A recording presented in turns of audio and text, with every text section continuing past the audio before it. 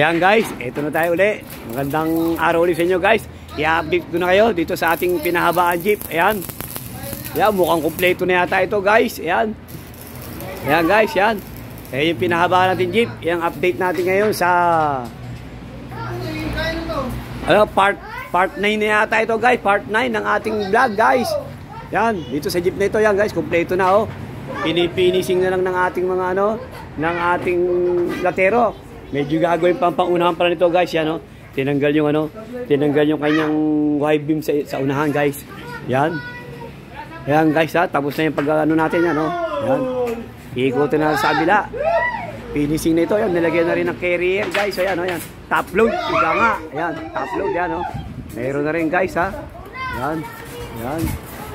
Ano ito guys ha, part 9 na ito guys ha. Yan, pinifinishing na rin oy. Pinu-full weight mo na oy. Ha? Poste. Full width na ba yung mga Yang yan, yung flooring na yan? Hindi ba masyadong full width? Ayan guys, so ito yung kabila, yung right side. Medyo ito pala, hindi pala nakabit to guys. Itong kanyang running board. Ayan, yun na lang nakabit. Kaya kasi hindi nilalagay yung running board kasi inaayos pa guys yung kanyang propeller. Kasi para hindi mahirap pagsuot-suot, kaya hindi pa namin kinakabit yung running board ha. May nang dahilan yan guys ha, kaya medyo. Pero okay na lahat guys. So yun na lang, running board na yan oh. Yan part 9 na ito guys ng ating ng ating vlog. Yan. Yan guys ha. O yan.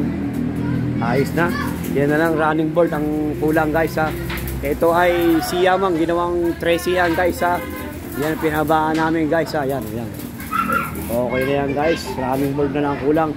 Lahat okay na. Top load, yung taas na nepa, lahat. Mga siding. Tapos yung kanyang flooring guys, yan. Full width na yung lahat. Yung iba, oh, yan, full width na, oh, yan. Ang hindi na lang full width, yung sa may tagiliran, yung pinagkakapitan ng siding. Pero yung kanyang flooring yan guys, oh, full width na lahat yan guys. Yan. Ayan, yan. Full width na yan, oh, yan.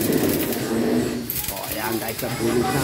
Okay na yan guys, malapit yung iba siguro, baka sa part 11 o part 12 ng ating ng ating vlog. Yan, baka ilalabas ito guys ha.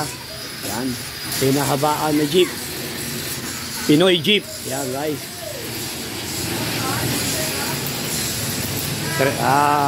Siyam, ginawang 13 guys. Yan. Ayan guys, okay na yan ha. Lahat ng siding okay na. Yun lang, ito lang tagang problema. Yung kanyang running board. Kasi nga, may ginagawa sila sa may ginagawa sila sa ilalim para hindi masyadong masip pagsuot guys. Yun ang purpose niya kaya hindi pa ginagawa yan. Ayan guys, okay na lahat yan guys ha. Ayan.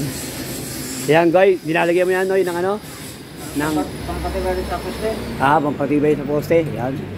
Si Noy. Ayan. Mag-welding pa. Ayan.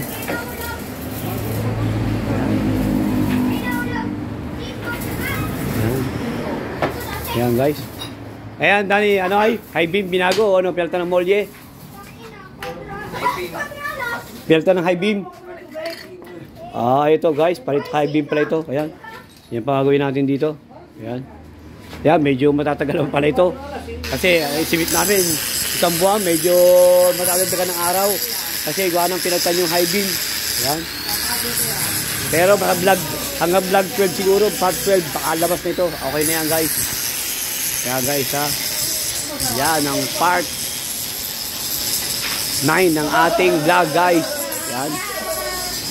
Yan. Yan guys ha, oh. Yan ginagawa ng ating tauhan, ng ating bata, ang ating mga Yan. Yan guys.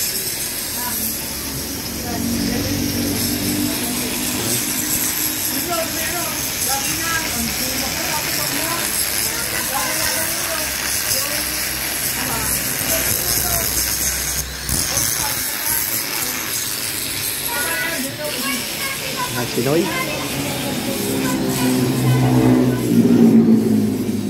Yan. Sinoy, suot sa ilalim.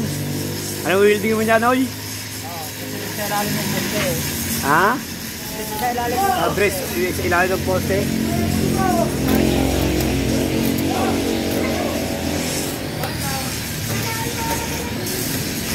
Yan, Sinoy. Wielding pa sa ilalim.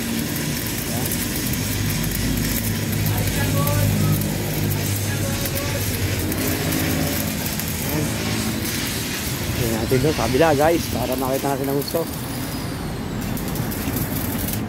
Yan, ang binibid yung Ginoy.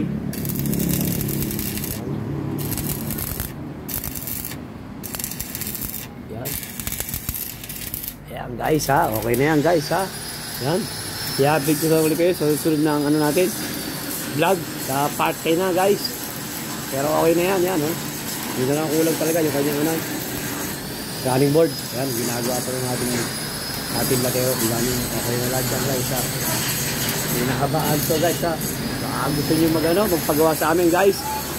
Ginanto yung location namin, Barangay Bangka-Bangka, Victoria, Laguna. Ayan, Purok 3. Ayan, malapit sa mag-asawang tulay guys ha. Ayan, hanapin nyo ng EMB Auto Supply. Tapat na nun yung EMB Motor Shop guys ha. Ayan guys, o yan ha. Ayan guys. Ayan guys, okay guys. Thank you for watching guys. God bless you all guys. Thank you guys. Bye bye guys. Bye bye guys. Thank you.